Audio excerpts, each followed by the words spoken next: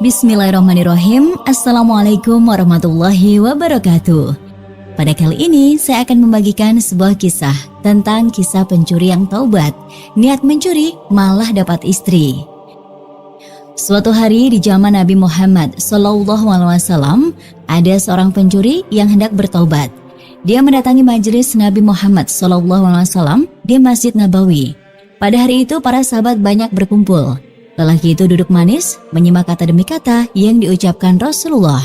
Tatkala Nabi SAW mengatakan, barang siapa meninggalkan sesuatu yang haram karena Allah, maka suatu ketika dia akan memperoleh yang haram itu dalam keadaan halal. Pencuri ini sulit memahami maksud ucapan itu. Sementara itu, saat majelis usai, para sahabat kembali mendiskusikan hal-hal terkait masalah tersebut. Para sahabat memiliki tingkat keimanan dan pemahaman yang jauh lebih baik dari dirinya. Ini membuat dirinya rendah diri. Akhirnya malam pun semakin larut, sang pencuri lapar.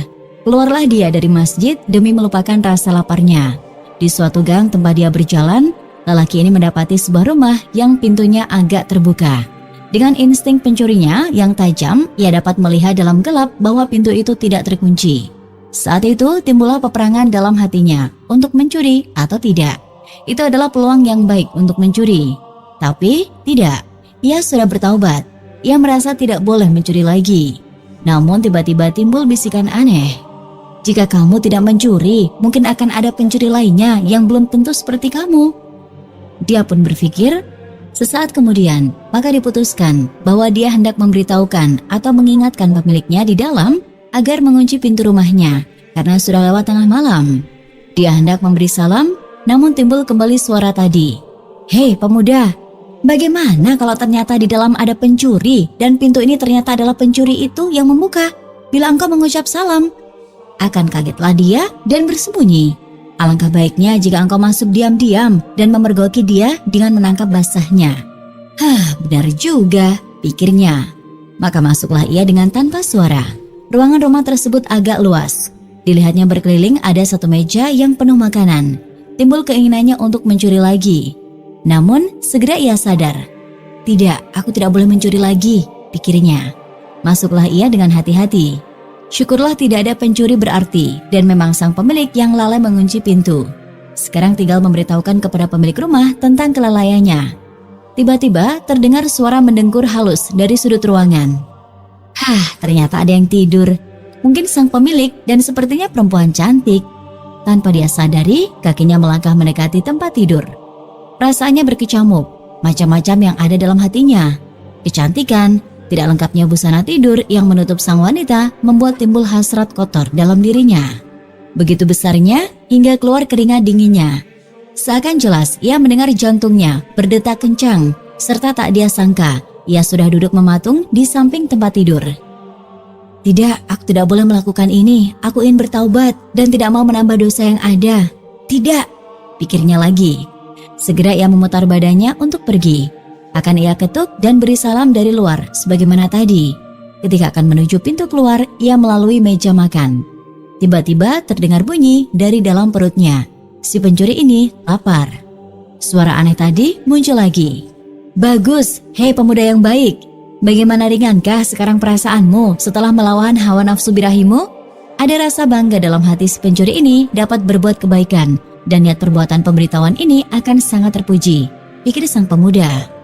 Suara itu berkata, maka sudah sepatutnya engkau memperoleh ganjaran dari sang pemilik rumah atas niat baikmu itu.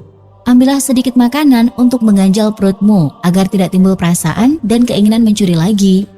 Si pencuri merenung sebentar dan tiba-tiba ia tersadar serta berucap dalam hati. Engkau dari tadi yang berbicara dan memberi nasihat kepada aku, tapi nasihatmu itu telah menjadikan aku menjadi tamu tidak diundang seperti ini. Tidak, aku tidak akan mendengarkan nasihatmu. Bila engkau Tuhan, tidak akan memberi nasihat seperti ini. Pasti engkau setan. Celaka aku bila ada orang yang di luar dan melihat perbuatanku. Aku harus keluar, pikirnya lagi. Maka dengan tergesa-gesa, ia keluar rumah wanita tersebut. Ketika tiba di hadapan pintu, ia mengetuk keras dan mengucap salam yang terdengar serak menakutkan. Semakin khawatir ia akan suaranya yang berubah.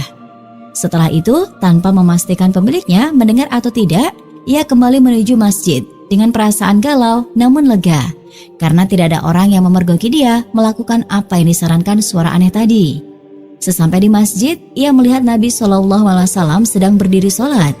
Di sudut ruang ada seorang yang membaca Al-Quran dengan khusyuk sambil meneteskan air mata. Di sudut-sudut terdapat para sahabat dan kaum sufah tidur. Dingin sekali malam ini, lapar sekali perut ini.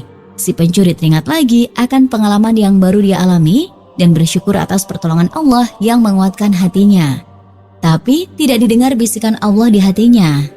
Apakah Allah marah kepadaku? Pikirnya. Lalu ia menghampiri sudut ruang masjid, duduk dekat pintu, dekat orang yang membaca Al-Quran. Di tengah lamunannya, ia mendengar sayup namun jelas bait-bait ayat suci. Dan mereka semuanya di padang mahsyar akan berkumpul menghadap kehadirat Allah. Lalu berkatalah orang-orang yang lemah kepada orang-orang yang sombong, sesungguhnya kami dahulu adalah pengikut-pengikutmu.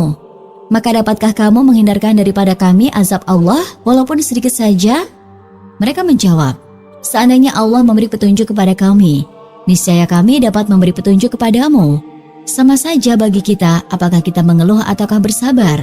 Sekali-kali kita tidak mempunyai tempat untuk melarikan diri. Surat Ibrahim ayat 21. Dan berkatalah setan tatkala perkara hisab telah diselesaikan, sesungguhnya Allah telah menjanjikan kepadamu janji yang benar, dan aku pun telah menjanjikan kepadamu, tetapi aku menyalahinya. Sekali-kali tidak kekuasaan bagiku terhadapmu, melainkan sekedar aku menyeru kamu, lalu kamu mematuhi seruanku. Oleh sebab itu janganlah kamu mencerca aku, akan tetapi cercalah dirimu sendiri. Aku sekali-kali tidak dapat menolongmu, dan kamu pun sekali-kali tidak dapat menolongku. Sesungguhnya aku tidak membenarkan perbuatanmu mempersekutukan aku dengan Allah sejak dahulu. Sesungguhnya orang-orang yang zalim itu mendapat siksaan yang pedih. Surat Ibrahim ayat 22. Bergetarlah hatinya mendengar firman Allah. Ia berkata, Engkau berbicara kepadaku kah ya Allah? Serasa lapang hatinya, semakin asyik dia mendengarkan bacaan suci itu. Maka lupalah ia akan laparnya. Badannya pun terasa segar. Cukup lama ia mendengarkan bacaan orang itu, hingga tiba-tiba ia tersentak karena bacaan itu dihentikan berganti dengan ucapan menjawab salam. Terlihat olehnya pula bahwa pria itu menjawab salam seorang wanita dan seorang tua yang masuk langsung menuju tempat Nabi Muhammad SAW sedang duduk berzikir. Dan wajah wanita itu adalah wajah wanita tadi, wanita yang tergolek tidur di rumah yang ia masuki. Si pencuri gelisah, apakah tadi ketika ia berada di ruangan itu, perempuan ini pura-pura tidur dan melihat wajahnya? Ataukah ada orang yang diam-diam melihatnya?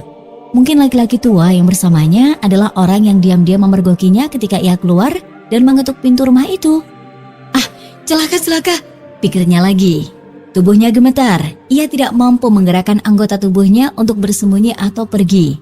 Apalagi tampak olehnya, pria yang tadi membaca Al-Quran hendak tidur dan tak lama mendengkur. Si pencuri ini melihat mereka sudah berbicara dengan Nabi SAW. Celaka, pikirnya panik. Sungguh terkejut ia ketika tiba-tiba Nabi Muhammad SAW memanggilnya. Perlahan ia menghampiri Nabi. Ia berusaha menyembunyikan wajahnya yang ketakutan. Ia mendengar sang perempuan masih berbicara kepada Nabi Muhammad SAW. Katanya, benar ya Rasulullah, saya sangat takut pada saat itu. Saya bermimpi rumah saya kemasukan orang yang hendak mencuri. Dia mendekati saya dan hendak memperkosa saya. Ketika saya berontak, ternyata itu hanya mimpi. Namun ketika saya melihat sekelilingnya, ternyata pintu rumah saya terbuka sebagaimana mimpi saya dan ada suara menyeramkan yang membuat saya takut. Maka segera saya menuju rumah paman saya untuk meminta dicarikan suami buat saya, agar kejadian yang di mimpi saya tidak terjadi bila saya ada suami yang melindungi. Sehingga beliau mengajak saya menemui engkau di sini agar memilihkan calon suami untuk saya. Nabi SAW memandang kepada si pemuda bekas pencuri, lalu berkata, karena tidak ada pria yang bangun kecuali engkau saat ini, maka aku tawarkan padamu, maukah engkau menjadi suaminya? Si pemuda ini pun terkejut bukan main. Dengan cepat ia mengangguk. Setelah sholat subuh, Nabi SAW mengumumkan hal ini dan meminta para sahabat mengumpulkan dana untuk mengadakan pernikahan dan pembayaran mas kawin si pemuda ini. Setelah pernikahannya, taulah ia akan arti perkataan Nabi Muhammad yang lalu. Barang siapa meninggalkan sesuatu yang haram karena Allah, maka suatu ketika dia akan memperoleh yang haram itu dalam keadaan halal. Subhanallah, Dan demikianlah kisah kali ini, semoga bisa bermanfaat bagi kita semua. Amin, Allahumma amin. Sekian, wassalamualaikum warahmatullahi wabarakatuh.